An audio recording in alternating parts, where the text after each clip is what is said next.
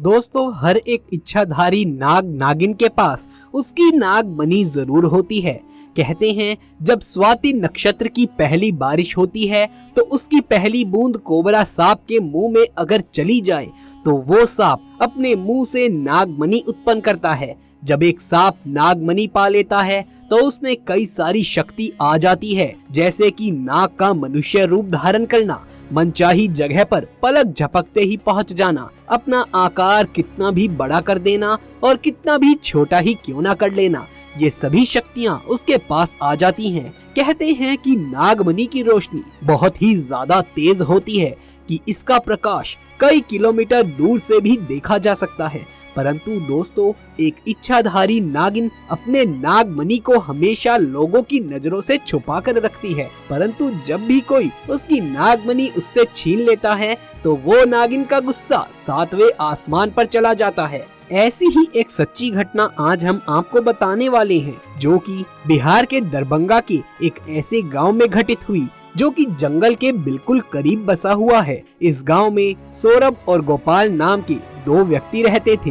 दोनों की काफी अच्छी दोस्ती थी और दिन के समय दोनों अपनी बकरियों को चराने के लिए जंगल साथ में ही जाया करते थे। उस जंगल में एक इच्छाधारी नागिन अपने नाग के साथ रहती थी और अपने नागमणि की रखवाली करती थी। एक बार गोपाल की एक बकरी घने जंगल के अंदर चली गई तो गोपाल ने सौरभ से कहा कि आज तुम मेरी बाकी की बकरियों को अपनी बकरियों के साथ घर ले जाओ, मैं तो अपनी उस बकरी को ढूंढ कर ही आऊंगा जो शायद जंगल में थोड़ा अंदर की ओर चली गई है। उधर नागिन भी अपना भेष बदलकर तथा मनुष्य रूप धारण कर नाग को नागमणि की रक्षा के लिए छोड़ गांव में भ्रमण के लिए निकल गई। जब गोपाल अपनी बकरियों को ढूंढता हुआ उस जगह पहुंचा जहां एक पेड़ के नीचे बने बिल से तेज रोशनी आ रही थी, उसे लगा कि कोई कीमती हीरा या फिर आभूषण उसके नीचे हो सकता है, तो उसने उस पेड़ की ही एक टहनी को तोड़ा और एक बड़ा सा डंडा उसे बना लिया और बिल को जोर जोर से मारकर तोड़ने लगा। उस बिल को तोड़ते समय गोपाल बहुत तेजी से डंडे से वार कर रहा था, जिसमें एक दो चोट नाग के बिल के अंदर मौजूद नाग को भी लग गई और नाग ने उसी समय ही अपना दम तोड़ दिया। जब गोपाल ने मरे हुए नाग को देखा और उसके पास तेज चमकती हुई मणि को देखा तो वो ये बात समझ गया कि ये चमकती हुई चीज तो नागमणि है। उसने पहले नाग को डंडे से हिलाया और सुनिश्चित किया कि क्या सचमुच में नाग मर गया है या फिर जिंदा है। फिर जब उसने ये बात सुनिश्चित कर ली कि नाग सचमुच में मर गया है, तब अपनी जेब से रुमाल निकालकर उसके अंदर उस नागमणि को रखा और भागता हुआ तेजी से अपने घर की ओर निकल लिया और भूल गया कि वो बकरी को ढूंढने जंगल में आया था और वो बकरी अभी भी जंगल में ही रह गई थी। इधर जब नागिन वापस अपने बिल की तरफ लौटी तो जैसे ही उसने नागमणि गायब पाई और अपने नाग को मरा हुआ देखा तो वो गुस्से में आग बबूला हो गई। उसने अपनी शक्ति से नाग की आंख में देखा और जान लिया कि ये हरकत किसकी है। गोपाल ने असल में बहुत बड़ी गलती कर दी थी कि उसने नाग के शरीर को वैसे ही उस जंगल में छोड़ दिया था। अगर वो नाग के शरीर को उसी समय जला देता तो शायद नागिन को गोपाल के बारे में कुछ भी पता ही नहीं चलता। उधर गोपाल बहुत खुश था क्योंकि उसे दुनिया की सबसे शक्तिशाली चीज नागमणि जो मिल चुकी थी। गोपाल जब घर पहुंचा तो सबसे पहले उसने नागमणि को अपने हाथ में पकड़ा और ये इच्छा जताई कि उसकी जो बकरी जंगल में खो गई थी वो उसको दोबारा से मिल जाए। दोस्तों, चमत्कार हुआ कि अगले ही पल वो बकरी उनके घर के दरवाजे पर ही खड़ी थी। गोपाल ये सब देखकर बहुत खुश हो गया। उसने नागमणि की सहायता से अपने घर को ही बदल दिया और अब वो गांव का सबसे अमीर इंसान बन चुका था और वो भी केवल और केवल नागमणि की मदद से। उधर नागिन अपने नाग का बदला गोपाल से लेने के लिए बेकरार थी, परंतु वो विवश थी क्योंकि गोपाल के पास नागमणि थी और वो तब तक गोपाल को नुकसान नहीं पहुंचा सकती थी जब तक उसके पास वो नागमणि मौजूद हो। दोस्तों, कहते हैं कि इच्छाधारी नागिन बगैर नागमणि के भी कोई भी रूप धारण कर सकती है।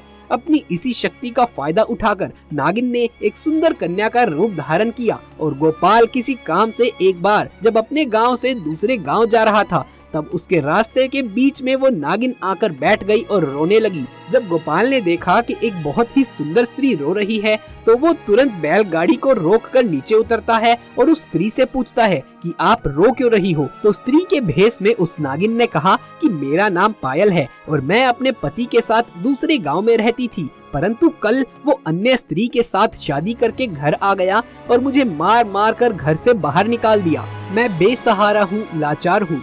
गोपाल को उस स्त्री पर तरस आ गया और उसकी सुंदरता से गोपाल बहुत आकर्षित भी हुआ। वो उसे अपने साथ अपने घर ले आया।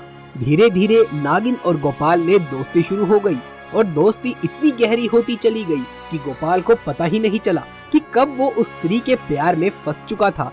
एक दिन गोपाल और पायल यानी कि वो नागिन दोनों घूमने के लिए गए और एक जगह एकांत पाकर पायल ने गोपाल से पूछा कि तुम्हारे गले में ये चमकती हुई चीज क्या है। तो गोपाल बोला, कुछ नहीं, एक साधारण सा आभूषण है, मुझे बहुत अच्छा लगा इसलिए मैंने इसे गले में पहन लिया।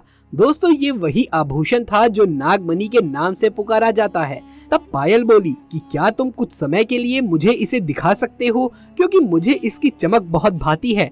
मैं देखना चाहती हूँ कि आखिर मेरे गले पर ये कैसा लगता है। इस पर गोपाल चिल्लाते हुए बोला, नहीं, मैं तुम्हें ये नहीं दे सकता हूँ, इसके बदले तुम कुछ भी मांग लो, मैं तुम्हें दे दूंगा। इस पर पायल एकदम से गुस्सा होकर बोली, गोपाल, तुम तो कहते थे कि तुम मुझे अपनी जान से भी अधिक प्यार करते हो और आज मैंने बस तुम्हारे गले की ये छोटी सी माला क्या मांग ली। इस तुच्छ सी चीज के लिए तुम मुझे मना कर रहे हो और मुझ पर गुस्सा कर रहे हो। रहने दो, मैं जानती हूँ कि तुम्हारे लिए मैं ज्यादा मायने नहीं रखती। परंतु गोपाल ने फिर ना चाहते हुए भी अपनी वही माला निकाली और पायल को देते हुए बोला कि ठीक है, कुछ समय के लिए तुम इसे पहन सकती हो, परंतु ध्यान से। पायल के हाथ में जैसे ही वो नागमणि आई, पायल का रूप एकदम से बदलने लगा। केवल एक पल में ही पायल एक सुंदर कन्या से एक भयानक कन्या के रूप में परिवर्तित हो गई।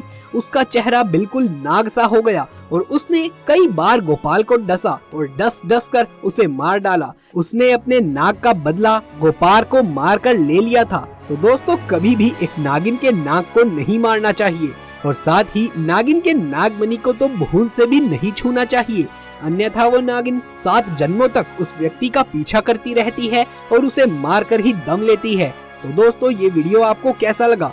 अगर ये वीडियो आपको अच्छा लगा हो तो इस वीडियो को एक लाइक करें और अपने दोस्तों और रिश्तेदारों में इस वीडियो को ज्यादा से ज्यादा शेयर करें। कमेंट बॉक्स में महादेव शिव के सच्चे भक्त हर हर महादेव जरूर से लिख दें। आगे भी ऐसे वीडियोस देखते रहने के लिए हमारे चैनल को सब्सक्राइब करके पास वाले बेल आइकन को भी दबा लीजिए। जल्द मुलाकात होगी आपसे किसी अगली वीडियो में।